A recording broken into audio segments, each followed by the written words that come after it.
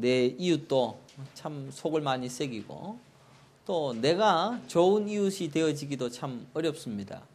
왜 세상에서 우리는 이런 이웃 되어지기가 어렵고 또 이웃을 만나기가 어렵습니까? 인생이 다 그렇습니다. 그리고 좋은 친구를 만나기도 어려우며 또 좋은 친구가 되기도 어렵습니다. 그래서 우리 성경은 예수님만이 우리의 이웃이 되어질 수 있고 예수님만이 우리의 유일한 벗이 되어질 수 있다라고 가르쳐주고 있습니다. 그러니 우리는 이 땅에서 그 누구도 의지하지 말고 사랑하지 않는 그러한 믿음을 가져야 할 것입니다. 25절 말씀을 함께 읽겠습니다. 25절에 보니 어떤 율법사가 나옵니다. 같이 읽습니다. 시작. 어떤 율법 교사가 일어나 예수를 시험하여 이르되 선생님 내가 무엇을 하여야 영생을 얻으리이까? 지금 율법 교사가 나타나서 예수님께 뭘 해야지 영생을 얻을 수 있습니까? 라고 묻습니다. 여러분들 영생을 어떻게 하면 얻을 수 있습니까? 영생, 구원. 영생이라 하면은 영원히 사는 것이 영생 아닙니까? 그죠? 영원히 우리는 이 땅에서 언젠가는 죽습니다. 이 유한한 세상, 언젠가는 죽는다라는 것에 대한 두려움, 또 무서움, 또 가족과 친지들의 슬픔, 눈물 이런 것들이 있습니다. 그런데 영원히 사는 저 천국의 삶을 우리에게 가지기를 원합니다. 근데 그것을 어떻게 얻을 수가 있습니까? 라고 율법학자가 물었던 것입니다. 여러분들도 그런 질문이 있지 않습니까? 저 영원한 천국에 영원히 살고 싶다.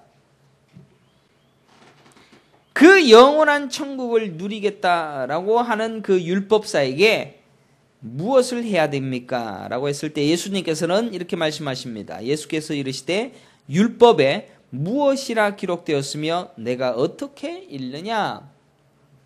예수님께서는 사실은 답을 딱 가지고 계시죠. 어떻게 하면은 영생을 얻을 수 있는가에 대한 정확한 답을 가지고 계시는데 지금 율법학자는 뭘 가지고 오겠습니까? 어떻게 하면 영생을 얻을 수 있겠다라는 답을 갖고 오는 사람이 이 율법학자입니다. 율법학자는 지금 율법을 잘 지키면 이 영생을 얻을 수 있다. 여러분들 동의합니까? 동의 안 하시죠? 그죠? 27절에 보니까 이 율법학자는 율법에 의하여서 어떻게 하면 영생을 얻을 수 있는가에 대한 답을 제시합니다. 내 마음을 다하며 목숨을 다하며 힘을 다하여 뜻을 다하여 주 너의 하나님을 사랑하고 또한 내 이웃을 내 자신같이 사랑하라 하였나이다. 이것이 영생을 얻을 수 있는 조건이었습니다. 율법학자가 보기에는. 그래서 이렇게 지혜롭게 대답한 율법사에게 예수님은 28절에서 이렇게 말합니다. 예수께서 이르시되 내 대답이 옳도다. 이를 행하라. 그러면 살리라 하시니. 행하라. 그러면 살리라. 그러니까 우리는 딱 이 본문만 딱 들으면 예수님 하나님을 사랑하고 이웃을 사랑하면 영생을 얻겠구나 생각하실 거 아닙니까? 그죠? 사실은 오늘 본문 말씀은 참 어려운 말씀입니다. 그러면 여러분들은 영생을 얻기 위하여서 뭘 해야 됩니까? 하나님을 사랑하고 이웃을 사랑합니다. 그러면 영생 얻는 겁니다. 옆에 있는 성도들에게 사랑합니다 한번 얘기해 보십시다. 사랑합니다. 옆에 있는 사람 없으면 뒤에 있는 사람, 앞에 있는 사람한테 사랑합니다. 우리 반 집사님이 우리 박 집사님께 사랑합니다 고백하니까 박 집사님 좋지요, 그죠? 좋습니까? 대답이 없으십니다. 사랑합니다. 이렇게 간단한 문제 같으면은 우리가 사랑하면은 영생을 얻는 겁니다. 여러분들은 영생을 얻고는 싶으십니까? 이 땅에 사는 것이 영원하다라고 하면은 저 영생 따위는 눈에도 보이지 않을 겁니다. 그런데 이 땅에서의 인생은 곧 끝이 납니다. 몸도 아프고 찌부둥하고 또 매일매일 우리에게 치고 들어오는 위협과 아픔들과 또 재정적 난궁과 문제들과 이런 것들이 우리 안에 딱 있기 때문에 이 인생 딱 그만두고 싶지 않습니까? 너무너무 힘듭니다. 이런 힘든 인생을 그만두고 영원한 인생을 살게 싶다라고 하면 하나님을 사랑하고 이웃을 사랑하면 되겠구나. 신명기 6장에도 이런 말씀이 똑같이 나와 있습니다. 모세가 가나안 땅에서 들어간 이스라엘 민족들에게 하나님께서는 어떤 명령과 규례를 통하여서 너희들은 이렇게 살아라 라고 가르치셨습니다. 이스라엘 민족은 애굽에서 아무런 희망 없는 노예의 상태에서 어린 양의 피로 거저 받은 은혜로 광야에서 새로운 삶을 살면서 가나안 땅을 향하는 은혜의 인생을 살게 하셨습니다. 그들은 분명히 자신의 능력과 자신의 힘과 에너지로 이 유월절, 어린 양의 피가 아니고서는 도무지 살 수 없다는 것을 명확하게 경험함으로 내 것이 아닌 하나님의 것으로 이것을 이루어낼 수 있다라는 것을 경험한 사람입니다. 그런데 성경은 보니까 너희들은 하나님 사랑하고 이웃 사랑하면 복을 줄게. 이웃 사랑하고 하나님 사랑하면 천국 가게 해줄게. 라는 요 말씀을 딱 들으니까 이스라엘 민족들은 어떻게 합니까?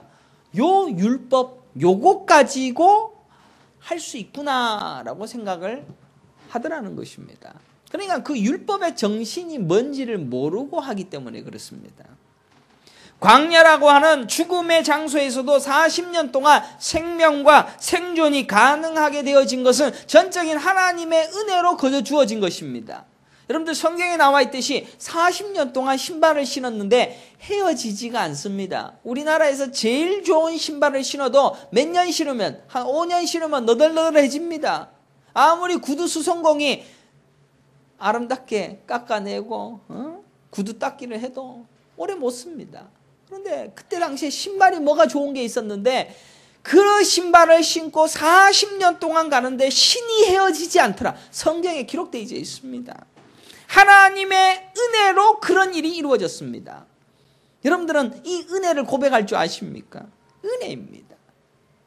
신명기 11장 7절에 함께 제가 고백합니다. 너희가 여호와께서 행하신 이 모든 큰 일을 너희의 눈으로 보았느니라. 뭘 보았습니까? 하나님이 하신 것. 하나님이 하신 것.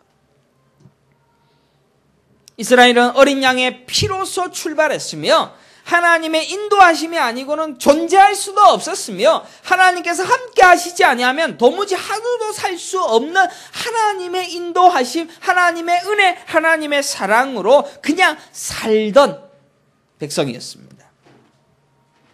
그리고 그들이 그런 것을 명확하게 경험하고 난 다음에 신명기 6장 5절의 말씀대로 하나님을 사랑하는 자로 살아라 라는 이 명령을 받고 그 땅에서 하나님을 마음을 다하여 목숨을 다하여 힘을 다하여 뜻을 다하여 하나님을 사랑하고 또 이웃을 내 몸과 같이 사랑하라 라는 이 말씀에 무조건 복종하며 헌신하는 삶으로 살게 하셨던 것입니다.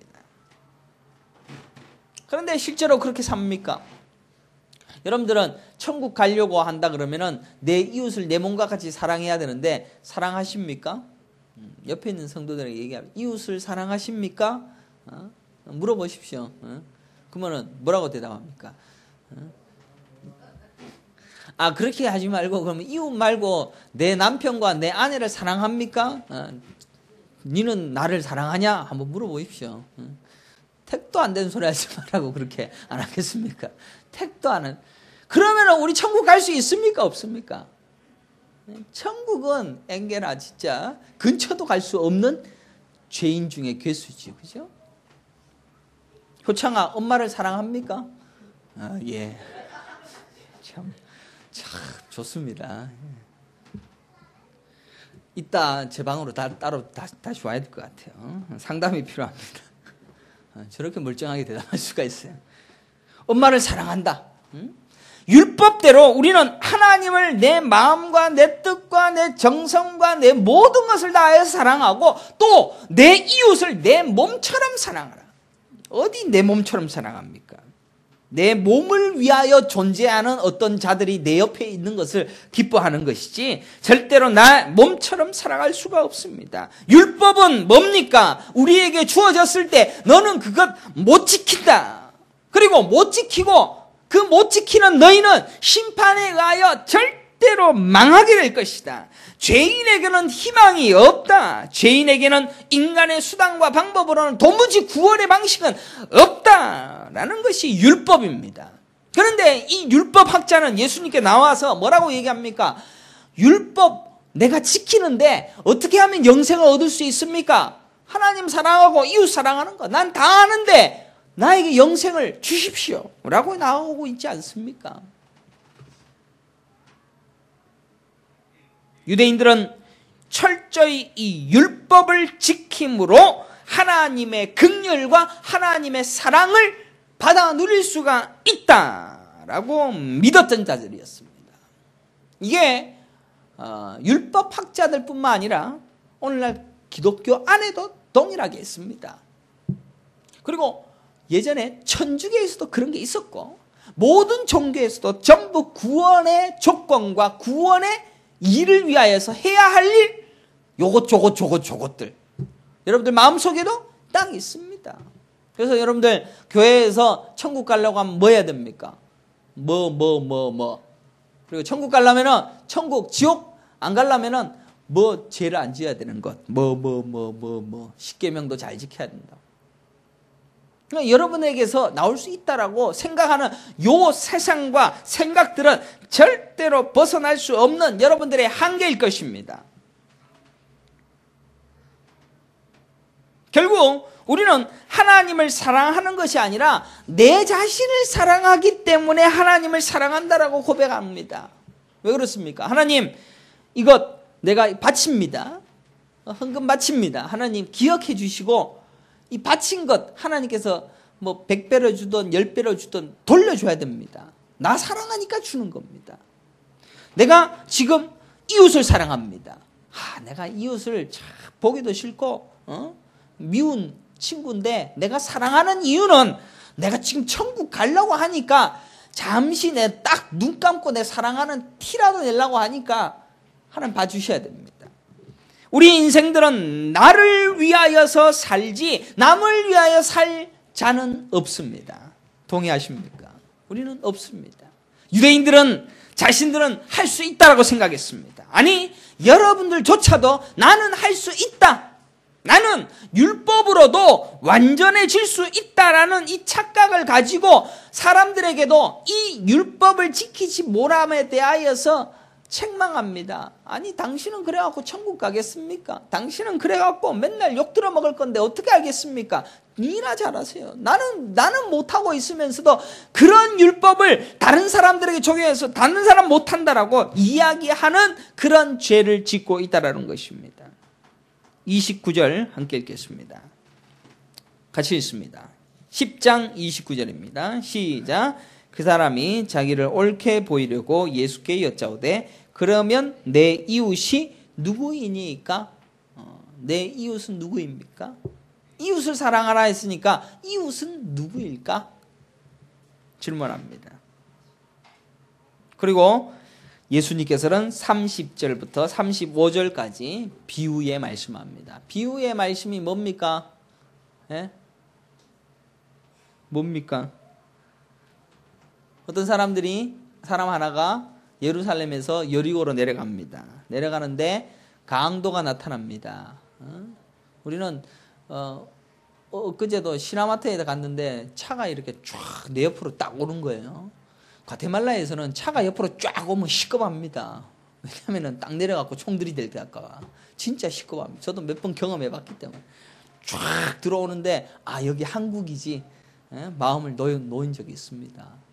근데 이 강도라는 것은 무조건 자기의 위력으로 자신의 것을 남의 것을 강탈해 갑니다.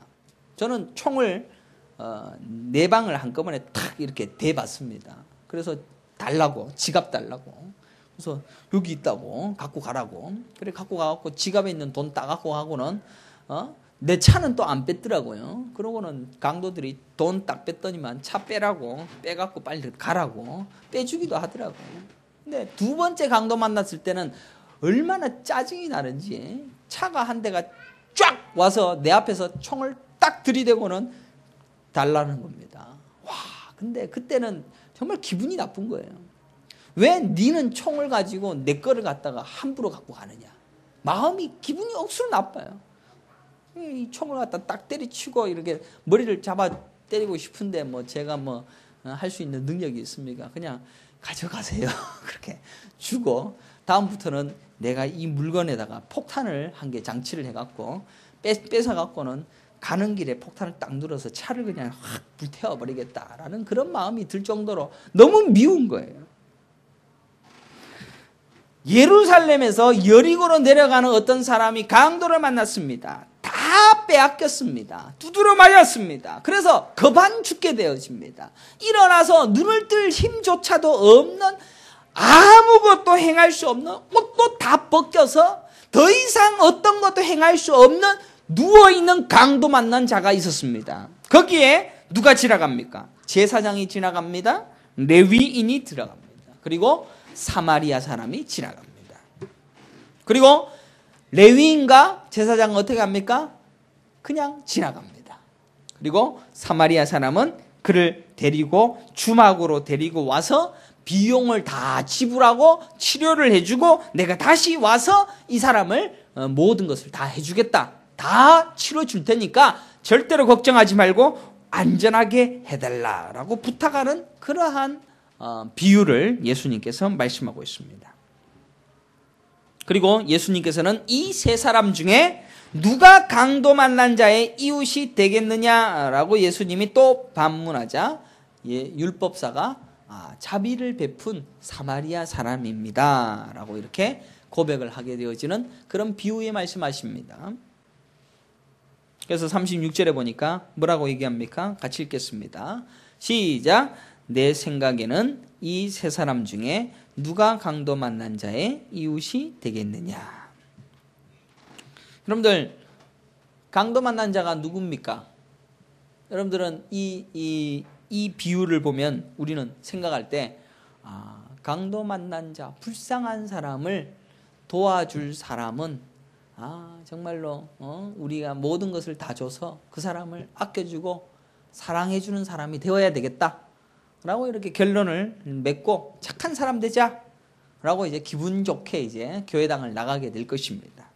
그러나 이 강도 만난 자는 누구입니까? 이 강도는 또 누구입니까? 강도는 이 땅을 지배하고 있는 사탄입니다. 그리고 강도 만난 자, 이웃은, 강도 만난 자는 누구입니까? 바로 여러분입니다. 우리가 그런 강도 만난 자입니다. 그래서 우리는 매일매일 빼앗기는 겁니다. 사탄에 의하여 빼앗기고 이 땅에서 계속 빼앗기고 이 땅에서 정신을 빼앗기면 이 땅에서 강도 만난 자처럼 불쌍하고 가진 것 없이 빼앗겨서 눈물 나고 한탄하며 괴로워하며 아파하는 인생이 강도 만난 자 우리입니다. 우리는 인간이 누리는 모든 좋은 것을 다 앗아가버린 이 사탄이 우리의 모든 것을 다 앗아간 강도 만난 자라는 사실을 우리는 인식하지 못합니다. 인간은 마귀에 의하여 의를 빼앗아갔습니다. 그래서 인간은 죄인 중에서 태어났으며 죄 중에서 죽게 되어집니다. 생명을 빼앗겼습니다. 종되어진 자로서 절대로 자유자가 되어줄 수 없는 자였습니다. 죄의 도구로서 고통과 저주 아래서 죽음의 신음을 하고 있는 강도 만난 자. 그래서 옆에 있는 성도들에게 다시 한 번 더 당신은 따라해 봅시다. 당신은 강도 만난 자입니다. 강도 만난 자입니다. 그래서 요 모양 요 꼴입니다. 여러분들 뭐 잘 나가는 인생이 있는 줄 아십니까? 그러니까 안심하십시오. 저도 요 모양 요 꼴로 살지만은 다 강도 만났습니다. 그래서 이 모양 이 꼴로 힘든 겁니다. 몸은 찌부둥하고 아침에 일어나자마자 머리가 빠지고 뭘 해도 이렇게 힘들고 눈물 나는 인생 살아가는 죄 중에 빠진 자입니다.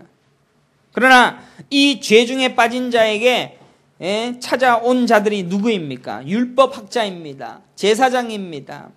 그리고 레위인입니다. 그들은 와서 우리를 구해줄 것 같지만 구해주지 않습니다. 율법이 우리를 구해줄 것 같지만 절대로 구원을 줄 수가 없습니다.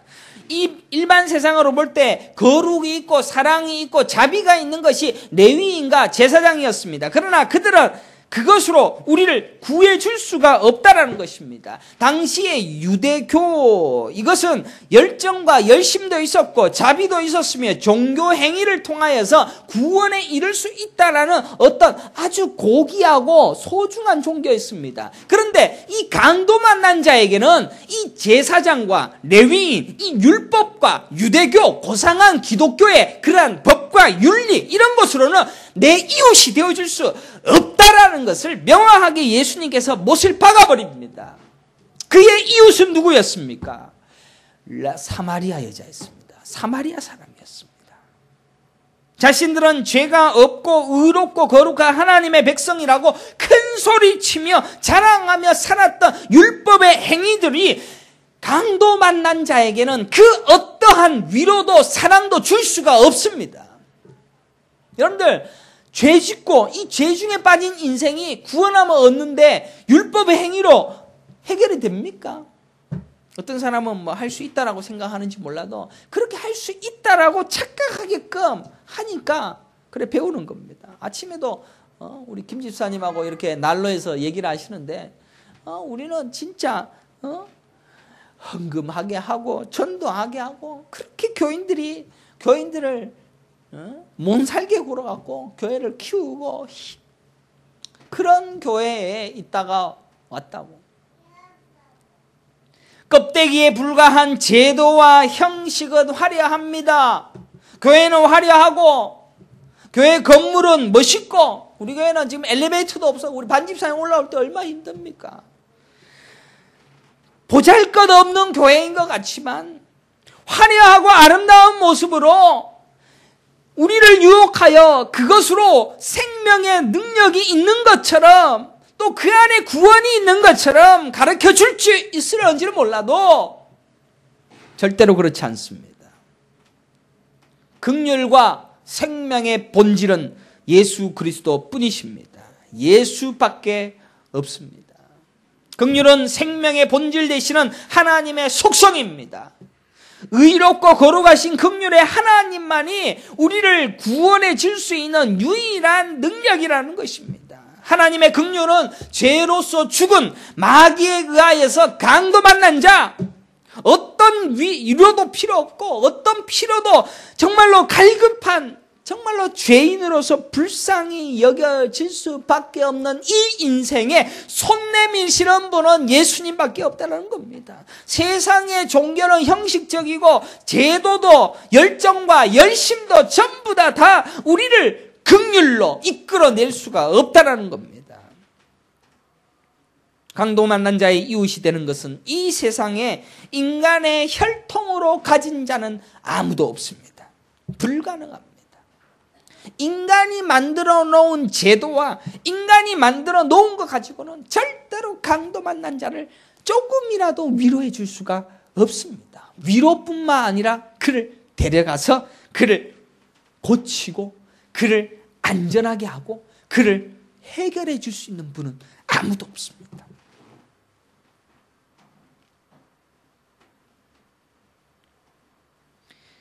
강도 만난 인간들은 어떠한 은혜도 누릴 수 없는 철저히 자신의 욕망과 자신의 욕심과 자신의 지위와 자신의 힘을 유지하기 위한 자들에 의하여 이용당할 뿐이지 우리는 어떠한 위로도 받을 수가 없다라는 것입니다. 그런데 예수 그리스도가 이 땅에 오셨습니다. 그분은 사마리아 사람처럼 버림받았습니다. 미움받았습니다. 사람들은 그를 존경하지도 않았습니다. 그를 귀하게 여기지도 않았습니다.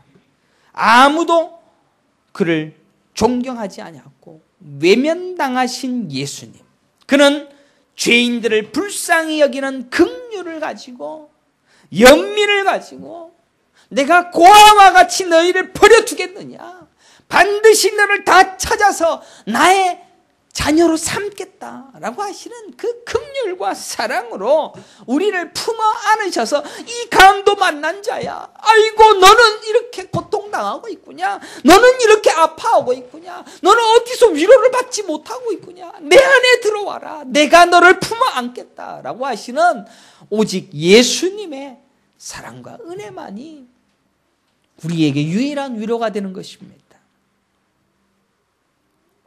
십자가는 바로 그 사랑과 은혜를 초절정 드러내어 준 것입니다.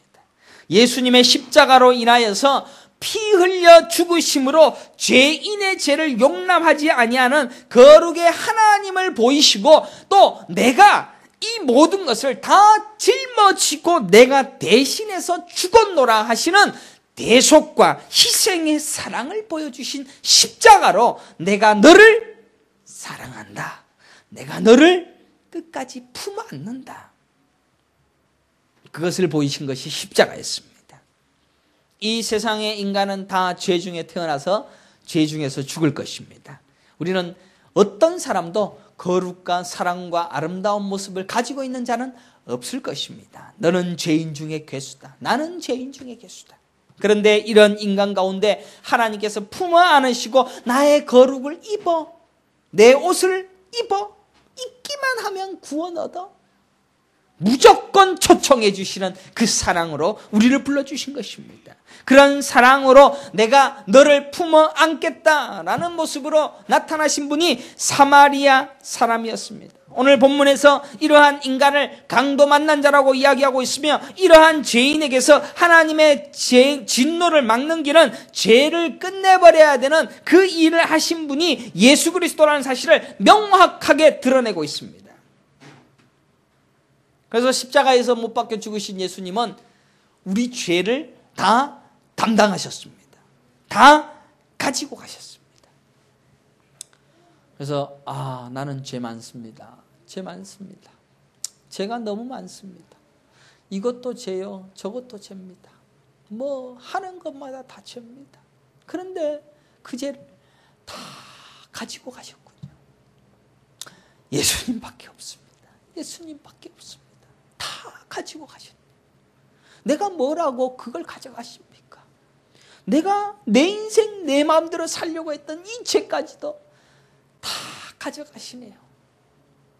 나의 유일한 이웃이신 예수님, 그분밖에 없습니다. 그래서 그분에게 강도 만난처럼 너저분하게 누워있지만 내 인생을 다 맡겨버리는 겁니다. 강도 만난 자가 아니 사마리아 사람, 잠시만, 나도 지금 움직일 수 있으니까 나 건드리지 마. 그리고 내가 돈이 있으니까 내가 치료할 테니까 나 건드리지 마. 그렇게 못합니다. 그냥 나는 죽었으니까 다 알아서 해 주십시오. 그냥 끌려가는 겁니다. 그리고 그가 값을 지불하니까 고맙습니다. 가진 게 없으니까 고맙습니다. 예수님은 우리를 향하여서 너도 이와 같이 하라 라고 말씀하십니다. 그래서 우리는 이제 강도 만난 자의 이웃이 누구이냐? 라고 했을 때, 나도 이와 같이 강도 만난 자처럼 그를 품어 안아 사랑하겠노라 라고 하는 것이 이 인생입니다. 우리는 결국 그러한 인생을 살지도 못할 것입니다. 이웃을 사랑하지도 못할 겁니다. 그래서 우리는 십자가를 짊어지고 가신 예수님처럼 나도 십자가를 지고 자기 부인하면서 그 인생을 살아갈 뿐입니다.